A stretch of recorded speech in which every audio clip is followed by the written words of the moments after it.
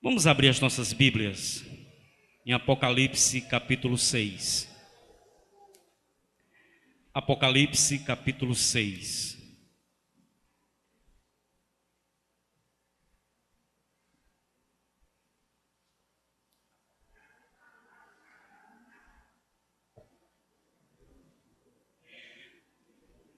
Se tem alguém do seu lado que está nos visitando e que não tem uma Bíblia, ceda a sua Bíblia para a pessoa acompanhar a leitura.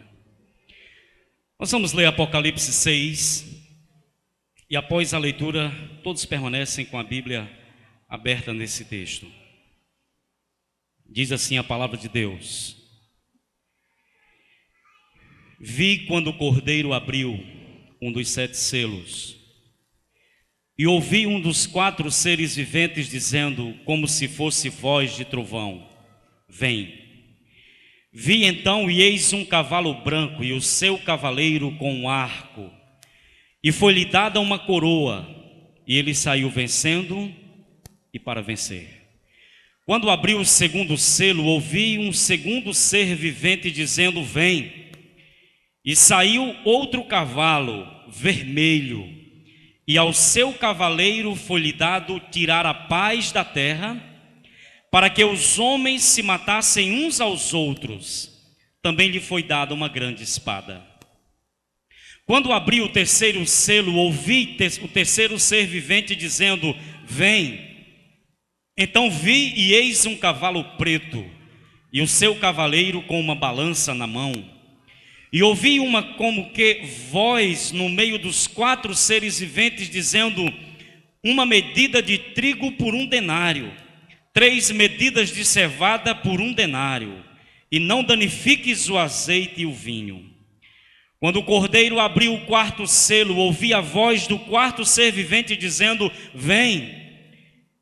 E olhei, e eis um cavalo amarelo, e o seu cavaleiro, sendo este chamado Morte, e o inferno estava seguindo, e foi-lhes dada autoridade sobre a 4ª parte da terra, para matar a espada, pela fome, com a mortandade e por meio das feras da terra. Quando ele abriu o 5º selo, vi debaixo do altar as almas daqueles que tinham sido mortos, por causa da palavra de Deus e por causa do testemunho que sustentavam.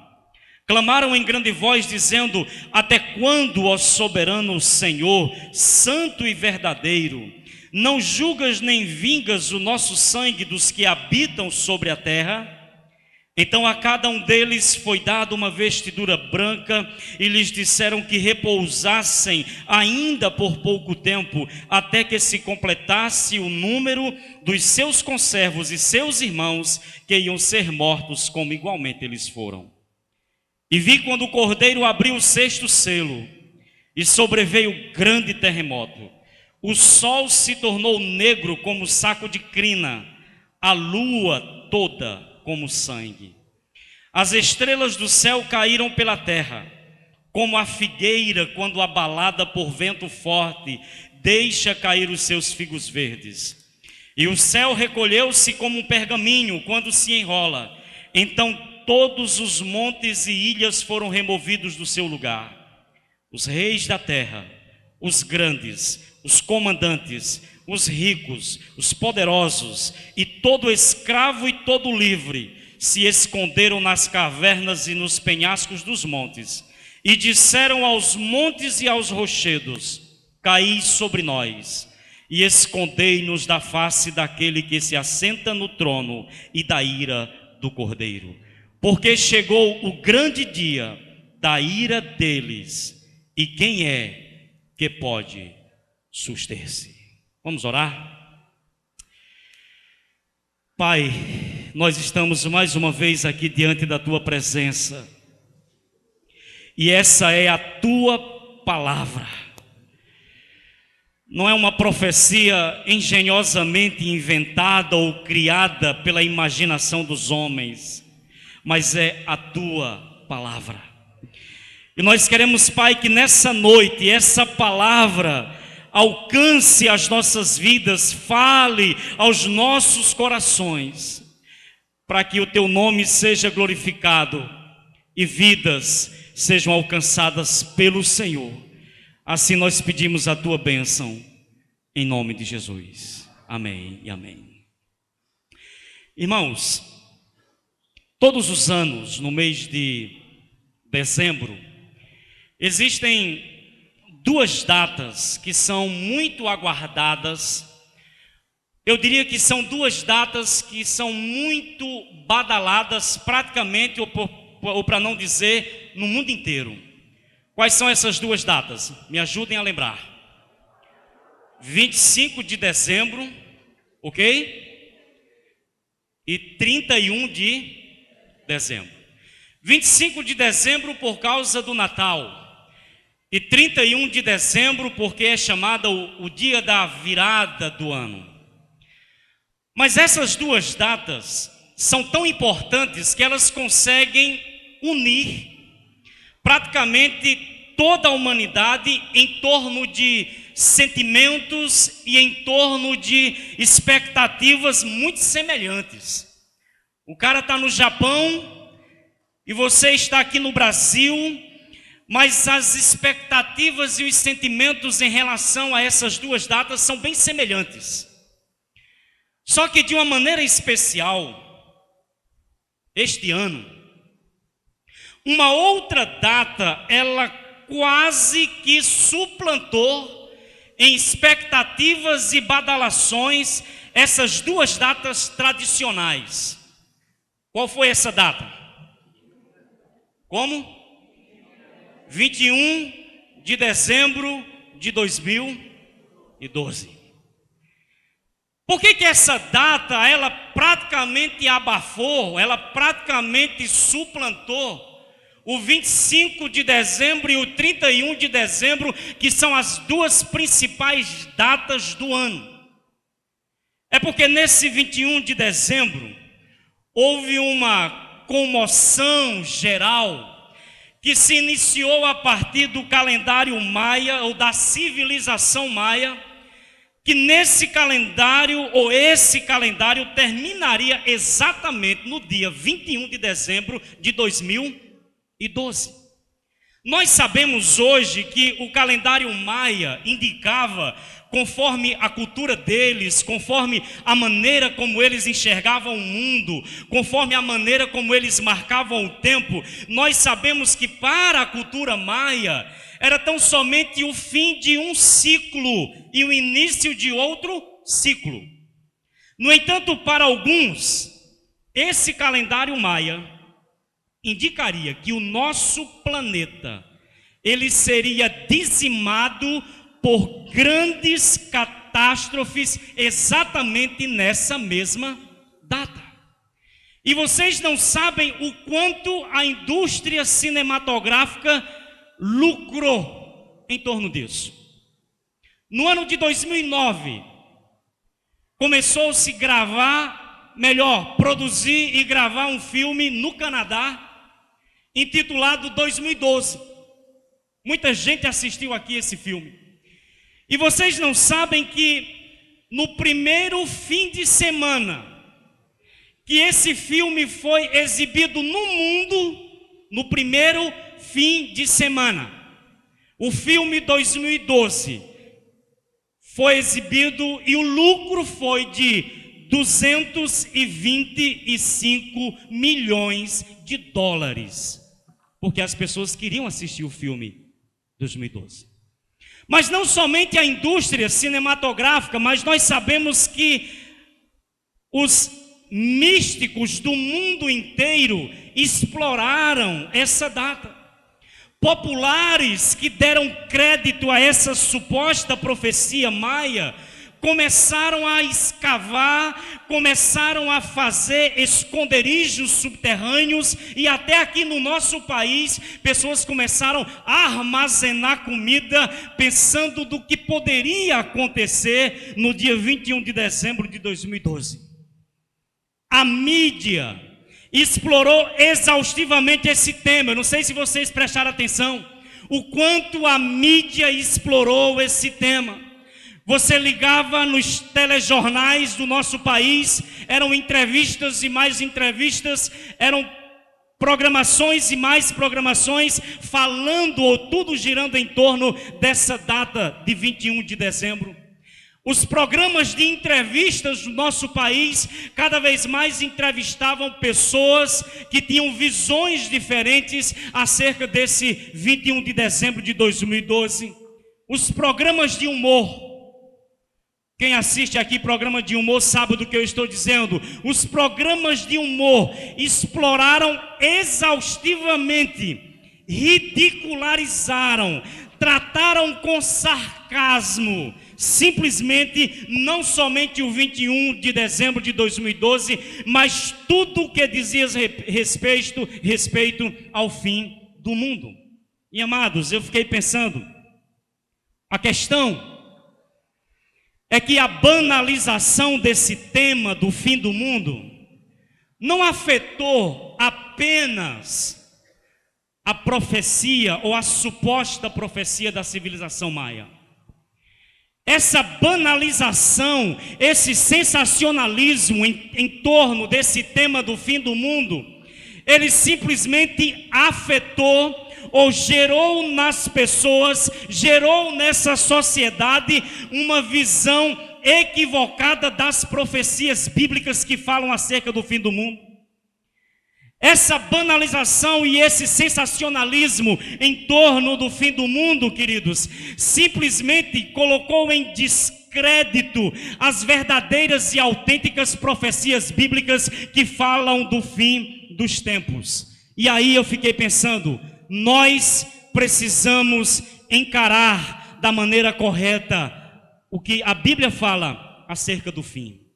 Eu assisti um programa que me deu vontade de não ser evangélico ou não ser intitulado por esse nome, onde o entrevistador estava entrevistando um estudioso da civilização maia, um especialista em civilização maia, e ao mesmo tempo ele trouxe para o programa de televisão um homem que vivia ali em São Paulo, naquela famosa avenida, distribuindo panfletos e falando para pessoas acerca do fim do mundo. E esse cara abre a boca e diz que é de origem evangélica. Me deu vontade de ser qualquer coisa menos evangélico, porque mais uma vez nós fomos expostos ao ridículo. E ele simplesmente foi ridicularizado, tanto pelo entrevistador, quanto por aquele especialista na cultura maia, porque ele estava simplesmente falando bobagem. Mas eu queria dizer para vocês aqui nessa noite o seguinte: nós precisamos encarar da maneira correta as profecias bíblicas acerca do fim do mundo. Nós não podemos nos render a essa banalização, a esse sensacionalismo em torno das profecias do fim do mundo. Muitos evangélicos aproveitaram a rede social chamada Facebook. Claro que ridicularizaram a suposta profecia maia, mas por tabela estava se ridicularizando ou expondo ao ridículo aquilo que a literatura apocalíptica verdadeira afirma acerca do fim do mundo. E nós não podemos nos render a isso, nós não podemos nos submeter como igreja a esse sensacionalismo, nem tampouco a essa ridicularização das profecias acerca do fim do mundo. E eu gostaria que nós pensássemos nessa noite, com base no texto que nós lemos, que o fim, acompanhado de grandes catástrofes, o fim, acompanhado de um desespero generalizado, é algo real, verídico e inevitável. A mídia pode ridicularizar como quiser e quantas vezes quiserem, mas o fim, conforme as profecias bíblicas, as catástrofes cósmicas e o desespero da humanidade com relação ao fim, é algo real, verídico e inevitável. Eu quero chamar a sua atenção para o texto que nós lemos, capítulo 6, a partir do versículo 12. Após a abertura, vá olhando para a Bíblia, pode ir olhando, não precisa olhar para mim agora não. Dá uma olhada no texto, a partir do verso 12, você vai ver que após a abertura do sexto selo, introduz-se no palco da história uma catástrofe de dimensão cósmica. O texto diz que quando o Cordeiro abriu o sexto selo, o que é que sobreveio? Um grande terremoto. Nós não sabemos dizer na escala Richter qual era a intensidade desse terremoto.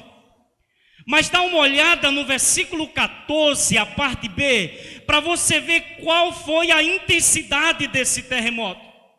Como consequência desse terremoto, o versículo 14, a parte B, diz que todos os montes e ilhas foram movidos do seu lugar.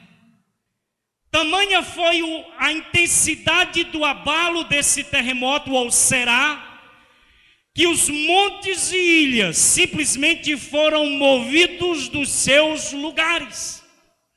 Se você der uma olhada no versículo de número 12, a parte B, você vai ver que essa catástrofe cósmica provocará um eclipse total do Sol e o eclipse da Lua.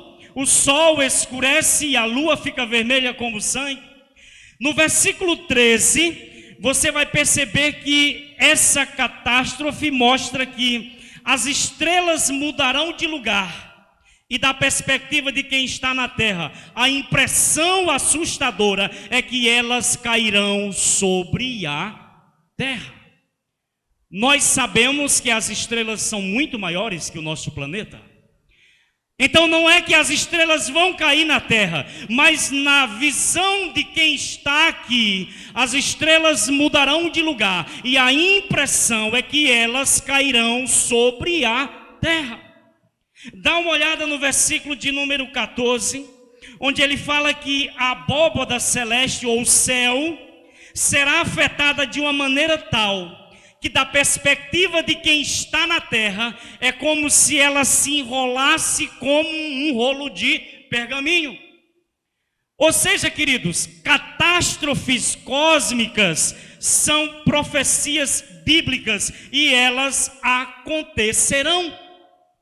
E diante de tamanha catástrofe, os homens concluem o que no versículo 17? Eles concluem que realmente chegou o fim. Eles concluem que realmente chegou o dia da grande ira de Deus.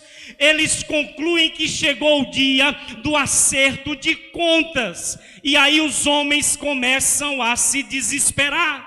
E o texto diz que eles correm de um lado para o outro. Eles pedem aos montes que caiam sobre eles, que o escondam da face daquele que está sentado no trono e do Cordeiro, porque chegou o grande dia da ira deles. Preste atenção. Isso aqui não é ficção. Nós não estamos falando de uma grande produção de Hollywood que lucrou com isso. Nós não estamos falando de uma coisinha chamada filme 2012, apenas uma ficção. Nós estamos falando de algo que é real. Conscientes disso, os homens serão tomados de pavor e desespero, porque sabem que chegou o momento do acerto de contas com o seu Criador. E quem vai acertar as contas? Olha aí no versículo de número 15. Eu acho esse versículo maravilhoso e me dá orgulho de ser cristão. Esse ano nós assistimos o julgamento do famoso mensalão. E um ministro em especial, por um bom tempo nas redes sociais, ele gozou da graça dos brasileiros. Quem foi esse ministro? Joaquim Barbosa. Parecia que aquele ministro estava lavando a alma do brasileiro, porque pela primeira vez nesse país, homens poderosos estavam sendo julgados e penalizados. E parecia que a gente poderia bater no peito e dizer, dá vontade de ser brasileiro de novo. Mas para a tristeza de quem assistiu o finalizar de tudo, os ministros saem de recesso e fica Joaquim Barbosa. Vamos executar agora ou não? Os caras vão para a prisão agora ou não? Fica nas mãos dele. E para nossa tristeza, nenhum dos condenados foi para a cadeia. Dizem que tinha que se esgotar todos os recursos. Me desculpem os bacharéis em direito desse país. Que recursos! Esses homens foram julgados pelo Supremo Tribunal de Justiça, a corte mais alta desse país. Vai se recorrer a quem mais? E para tristeza nossa, mais uma vez, foi adiado a prisão desses homens por causa do poder e da posição que esses homens têm. Agora dá uma olhada, você que está aqui nessa noite, no versículo de número 15. No dia que o homem tiver que se encontrar com o juiz de toda a terra. O versículo 15 diz que os grandes, os reis da terra, os comandantes, todo escravo, todo livre, todos estarão em desespero, porque sabem que terão que acertar as contas com o seu Criador. Não tem conversa. Desde o mais alto escalão político e militar, senador, presidente, ministro, governador, o que você imaginar, vai ter que acertar as contas com o seu Criador. Desde Barack Obama até o morador de rua, vai ter que prestar contas ao Senhor de toda a terra. Por isso que os homens estão aqui em desespero, porque eles sabem que agora não tem mais a quem recorrer, não tem Supremo Tribunal de Justiça, não tem brecha na lei. As leis brasileiras não tem brecha não, meus irmãos, tem uma avenida para aliviar para os grandes e poderosos desse país, mas diante do juiz de toda a terra, ele não alivia para ninguém, porque ele é o juiz.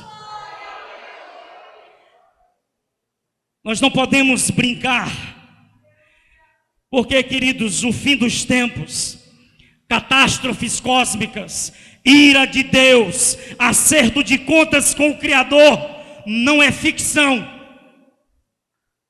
Fim de mundo, catástrofes e outras coisas mais, não é produto de mentes férteis e insanas.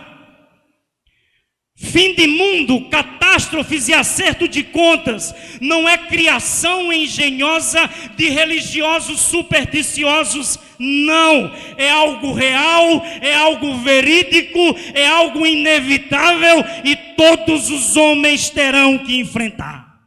Não tem conversa para ninguém. Mas tem uma coisa que esse texto mostra, além dessa realidade do fim.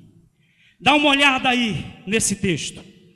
Esse texto mostra que os processos históricos que antecedem e que levam ao fim estão debaixo do controle do Cordeiro de Deus.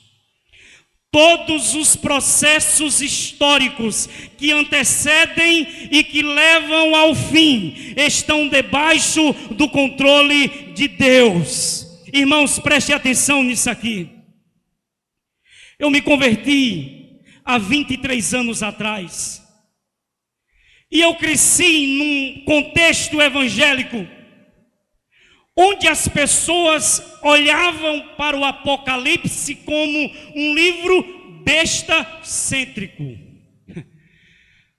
As pessoas falavam do Apocalipse e davam mais ênfase à besta e à marca da besta. E eu não sei no final quem é o besta nessa história. Porque, queridos, quando nós olhamos para o livro de Apocalipse, nós percebemos que o Apocalipse não é besta-cêntrico, o Apocalipse é cordeiro-cêntrico. O Apocalipse é o livro do Cordeiro, do começo ao fim. Pelo amor de Deus, leia o Apocalipse e você vai ver que o Cordeiro é aquele que toma o livro nas suas mãos. E ao tomar o livro nas suas mãos, o Cordeiro é aquele que transforma o choro, o pranto de João, ele transforma em celebração, em louvor, ele transforma num coral de proporções universais. Toda criatura canta e exalta o Cordeiro, porque ele tomou em suas mãos o livro. Irmãos, o Apocalipse é o livro do Cordeiro. Quando você lê o Apocalipse, é ele que rompe cada um dos 7 selos. O Apocalipse é o livro que mostra o Cordeiro autorizando ou não as coisas acontecerem na história. Quando você lê o Apocalipse, ele revela-se a João, e João está onde? Na ilha de Patmos. E uma das primeiras revelações de Jesus é a revelação do chamado Cristo glorioso. O impacto da visão é tão forte que João não suporta. O texto diz que ele cai aos seus pés como morto. E aí o que é que o Cordeiro faz? Coloca a mão direita sobre ele e diz o quê? Não temas, eu sou o primeiro e o último, eu sou aquele que vive, eu estive morto, mas eis que estou vivo pelos séculos dos séculos, e eu tenho nas minhas mãos as chaves da morte e do inferno. O livro de Apocalipse já abre dizendo e mostrando quem é que manda. Ele disse: eu tenho a chave e você não tem o que temer. E eu fico pensando por que a igreja tem tanto medo da besta e da sua marca. Preste atenção, Apocalipse não é o livro da besta, Apocalipse é o livro do Cordeiro de Deus. Quando você olha para o capítulo 6, e aí eu quero que vocês acompanhem, por favor, a partir do versículo 1 e 2. Você vai perceber que cada vez que o Cordeiro rompe um dos selos, entra no palco da história um acontecimento, um evento. Versículo 1 e 2, olha para mim aí. Ele rompe o primeiro selo. Quem entra na história? Um cavalo branco e o seu cavaleiro. E aí ele sai vencendo e para vencer. Alguns dizem, esse é o Cristo? Não. Outros dizem, não, esse é o anticristo? Possivelmente não. Muito provavelmente nós temos aqui no cavalo branco, porque a cor branca no Apocalipse é ligada a Deus e aos seus feitos. Possivelmente nós temos aqui uma simbologia da expansão e da proclamação do Evangelho no mundo. Porque em Mateus 24:14, no período chamado princípio das dores, Jesus disse: e este Evangelho do reino será pregado em testemunho a todas as nações, então virá o fim. Versículo 3 e 4, você tem a abertura do segundo selo. E quem é que entra quando o segundo selo é rompido? Um cavalo vermelho e o seu cavaleiro. E diz o texto que ele recebeu o poder, a autoridade de fazer o quê? Tirar a paz da terra, para que os homens se matassem uns aos outros. E ele ainda recebeu uma grande... Na simbologia, quando o Cordeiro rompe o segundo selo, entra no palco da história as guerras. Agora veja o versículo 4 e 5, melhor 5 e 6. Quem entra na história quando o Cordeiro rompe o terceiro selo? Entra na história um cavalo preto. Aí o seu cavaleiro tem nas mãos uma balança. E aí começa-se a anunciar uma medida de trigo por 1 denário, 3 medidas de cevada por 1 denário. 1 denário era o valor de uma diária de trabalho. Vamos pensar aqui. 1 denário dava para comprar quantas medidas de trigo? Uma.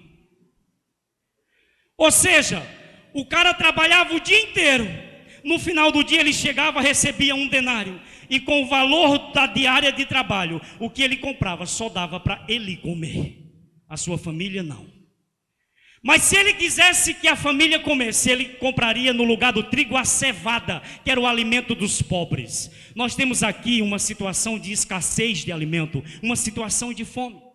Então o cordeiro abre o terceiro selo e quem entra na história, a escassez de alimento, a fome. Agora veja os versículos 7 e 8. Quando o cordeiro abre o quarto selo, quem entra na história? Um cavalo. E o seu cavaleiro, aquele que monta sobre ele, tem um nome. Qual é o seu nome?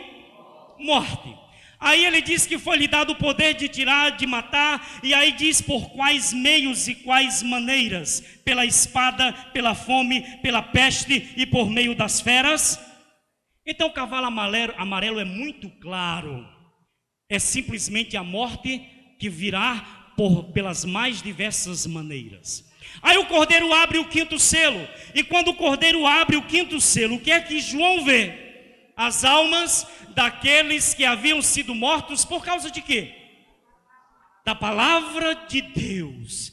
Ou seja, João vê as almas dos mártires, dos homens que não abriram mão da sua fé e que morreram sem abrir mão da fé. E aí eles recebem vestiduras brancas e eles perguntam: Senhor, até quando o Senhor não vai julgar e vingar aqueles que derramaram o nosso sangue sobre a terra? Aí qual é a palavra que Deus dá para eles no versículo de número 11? A cada um deles foi dada uma vestidura branca e lhes disseram que repousasse ainda por pouco tempo até o quê? Que se completasse o número dos seus conservos e seus irmãos que iam o quê? Ser mortos como igualmente. Às vezes nós fazemos promessas que Jesus não fez. João vê as almas dos mártires, e a palavra de Deus para elas é: aguardem, falta um pouco, ainda falta morrer mais gente, do jeito que vocês morreram, morrerem pela fé, morrerem porque não abriram mão, morrerem porque ficaram do lado do cordeiro, falta morrer mais gente. Aí nessa hora a igreja não dá glória, mas se eu dissesse que a igreja seria arrebatada, talvez alguns estariam pulando dos bancos aqui. Mas o que o cordeiro está dizendo aqui é: eu quebro os selos, e até mesmo a morte dos meus não acontece sem que eu autorize. Só matam os que são meus, porque eu quebro o selo. Eu autorizo, eu deixo acontecer, senão ninguém tocaria, só toca porque eu deixei. É isso que o cordeiro está dizendo: ainda vai morrer mais gente, por causa da fé. Mas quem é que quebra o selo? O cordeiro.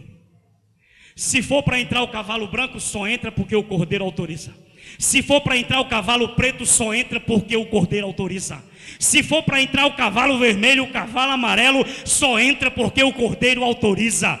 Se for para cristãos morrerem, só morrem porque o cordeiro autoriza. Aí depois tem aqui a abertura do sexto selo, e aí vem aquelas catástrofes cósmicas que nós acabamos de estudar aqui. Irmãos, preste atenção nisso aqui. Quem tem o livro na mão? Quem? Não é a besta, não. Não é aquele bichinho com 7 cabeças e 10 chifres.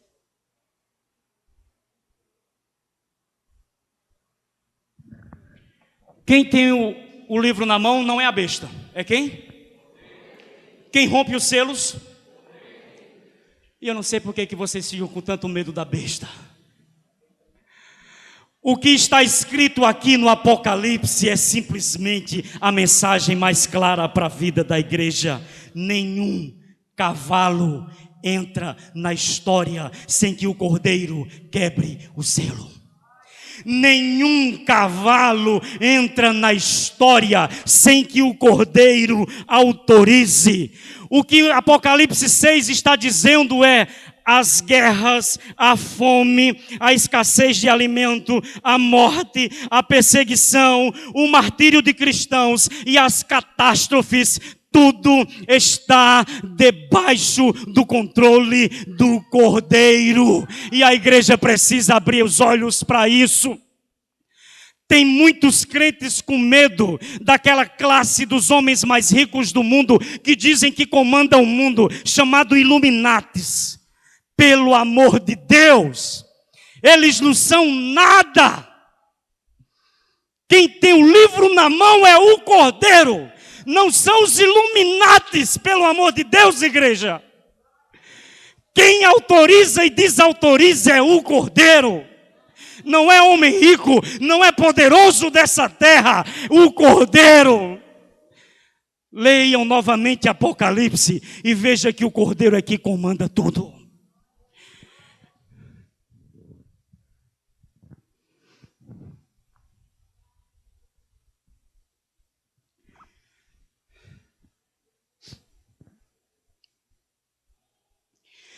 Guardemos isso no nosso coração, irmãos. Todos os processos históricos, sejam bons ou ruins, sejam positivos ou negativos, todos estão sob o controle do Cordeiro.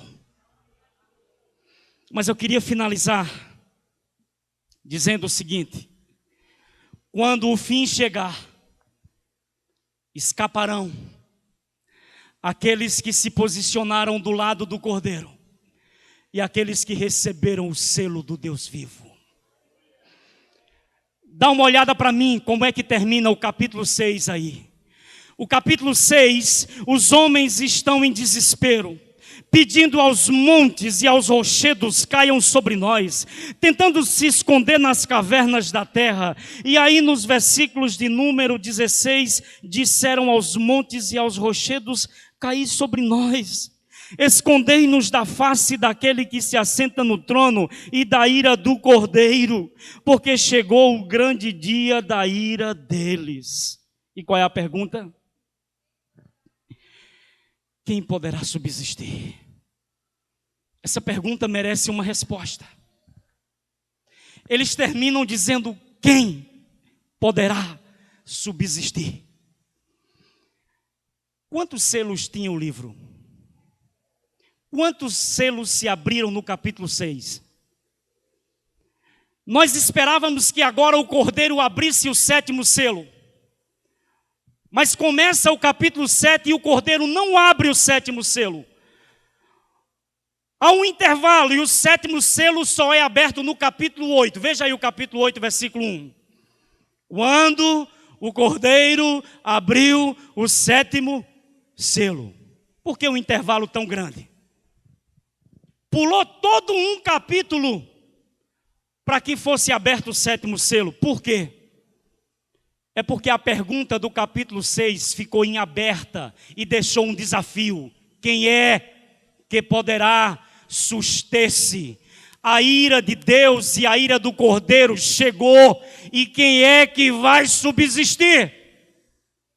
O capítulo 7 é a resposta para essa pergunta. Veja o capítulo 7, pelo amor de Deus, junto comigo. Depois disto, vi 4 anjos em pé nos 4 cantos da terra, conservando seguros os 4 ventos da terra. Para quê? Para que nenhum vento soprasse sobre a terra, nem sobre o mar, nem sobre alguma árvore. Vi outro anjo que subia do nascente do sol. E o que era que esse anjo tinha? Ele tinha o selo do Deus vivo. E clamou em grande voz aos anjos, aqueles aos quais foram dado o poder de danificar a terra e o mar. 3, dizendo, o que é que esse anjo disse? Não danifiqueis nem a terra, nem o mar, nem as árvores, até selarmos na fronte os servos do nosso Deus. Não cai sobre a terra por enquanto devastação nenhuma, porque os servos de Deus precisam ser selados. E para que era esse selo? Veja capítulo 9, versículo de número 4. 3 e 4. Capítulo 9, versículo 3 e 4. Também da fumaça saíram gafanhotos para a terra. E foi-lhes dado o poder como que tem os escorpiões. E foi-lhes dito que não causassem dano. A quem? E o que é que gafanhoto come? Foi dito a esses gafanhotos que têm o poder dos escorpiões: não causem dano à erva da terra, nem a qualquer coisa verde, nem a árvore alguma, tão somente a quem? Mas que homens? Que não têm o selo do Deus vivo na testa. Esses gafanhotos demoníacos, eles vão surgir no final dos tempos, porque são poderes demoníacos. Mas o que foi dito para eles foi: não danifiquem erva verde, planta, árvore, mas somente os homens. Que homens? Os que não têm o selo do Deus vivo.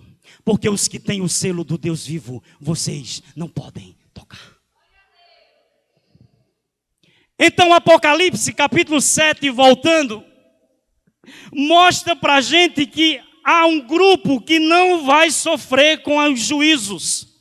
Há um grupo que não vai sofrer com a ira de Deus. E que grupo é esse? Os que foram selados na testa com o selo do Deus vivo.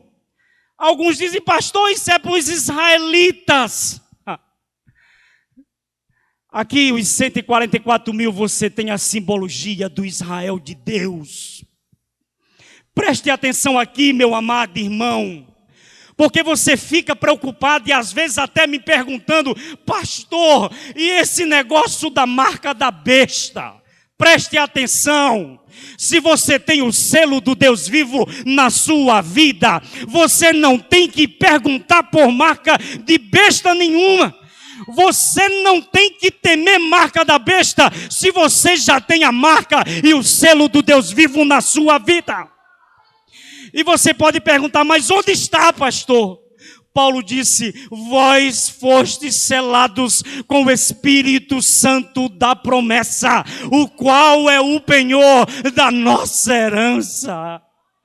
Eles olham para a gente e eles sabem: esse aí tem um selo, a gente não pode tocar. A pergunta é: quem é que vai subsistir à ira do Cordeiro? A primeira resposta: os que têm o selo do Deus vivo não vão enfrentar a ira do Cordeiro.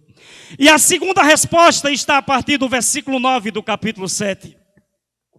Depois destas coisas, eu vi, e eis grande multidão que ninguém podia enumerar. A primeira multidão era 144 mil, essa agora é uma multidão que ninguém podia enumerar. De todas as nações, inclusive o Brasil estava no meio, tribos, povos e línguas. Onde eles estavam? Em pé, diante do trono e diante do Cordeiro, vestidos de vestiduras brancas com palmas nas mãos. E eles clamavam em grande voz: ao nosso Deus que se assenta no trono e ao Cordeiro pertence a salvação. Mas aí ficou a dúvida: quem são esses? Versículo 13. Versículo 13, um dos anciãos tomou a palavra dizendo: estes que se vestem de vestiduras brancas, quem são e de onde vieram? Estava perguntando para João, aí João disse: meu senhor, tu sabes. Ao que é que ele respondeu? Ele então me disse: são estes aí que vocês estão vendo, são os que vêm da grande tribulação.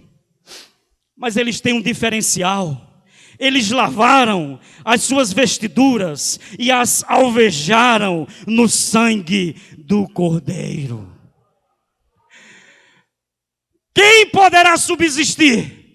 Os que têm o selo do Deus vivo e os que lavaram as suas vestiduras no sangue do Cordeiro. Está a resposta dada para aqueles homens que perguntaram: quem vai poder subsistir? E tem mais no versículo de número 15, a razão porque se acham diante do trono de Deus e o servem de dia e de noite no seu santuário. E aquele que se assenta no trono estenderá sobre eles o seu tabernáculo, e aí jamais terão fome, nunca mais terão sede, não cairá sobre eles o sol, nem ardor algum. Por quê? Porque o cordeiro que se encontra no meio do trono os apacentará e os guiará para as fontes das águas da vida, e Deus lhes enxugará dos olhos toda lágrima. Essa foi a resposta dada para aqueles homens que perguntavam em desespero. Chegou o grande dia da ira. Quem vai subsistir? Os que têm o selo do Deus vivo e os que lavaram as suas vestes no sangue do Cordeiro. Até que enfrentaram tribulações, mas eles passaram. Até que eles choraram, mas eles chegaram no final e Deus enxugou dos seus olhos as suas lágrimas. Meus irmãos, é inadmissível um crente ficar preocupado com essas coisas relacionadas ao fim. Que venha. Nós estamos esperando que venha. Porque com o fim se estabelece quando aparecer no céu o sinal do Filho do Homem. E ele aparecerá em glória, e ele enviará os seus anjos aos 4 cantos dessa terra, e para exatamente levar, separar, recolher os escolhidos de Deus. Que venha! Jesus, conforme o relato de Lucas, disse: quando estas coisas começarem a acontecer, exultai, erguei a vossa cabeça, porque está perto a vossa redenção. Então, se você está vendo o mundo em descontrole, se você está vendo guerras, se você está vendo a natureza revoltada, exulte, erga a cabeça, porque a nossa redenção está bem mais próxima do que aquilo que nós imaginamos. Fiquemos de pé. E nós vamos orar. Se um tecladista quiser vir aqui, eu agradeço muito. Porque antes de orar, eu gostaria de lançar um desafio para você que entrou aqui nessa noite. E que talvez você foi um dos que ficou com o maior medo do mundo do dia 21 de dezembro. Você não via a hora de 21 de dezembro acabar. Porque você ainda ficou com medo. Ou talvez você nem sequer acredite que o fim vai chegar. Porque você aprendeu desde criança que o mundo acaba para quem morre. Mas deixa eu lhe dizer, não é assim não. Haverá um fim. E no final, todos vamos comparecer perante o juiz de toda a terra. Inclusive você. Não importa o seu nível social. Porque aqui não é o Supremo Tribunal de Justiça brasileiro que ainda passa a mão na cabeça de poderosos. Não importa se você é pobre, porque aqui não é a Igreja Católica que diviniza a pobreza. Não importa quem você é, você vai comparecer perante o juiz de toda a terra. E como escapar, pastor? Entregando a sua vida ao Cordeiro de Deus, confiando a sua vida ao Cordeiro de Deus. Porque quando você se entrega ao Cordeiro de Deus, você usufrui do sacrifício dele, do sangue dele que foi derramado na cruz. E nesse mesmo dia, você recebe o selo do Deus vivo.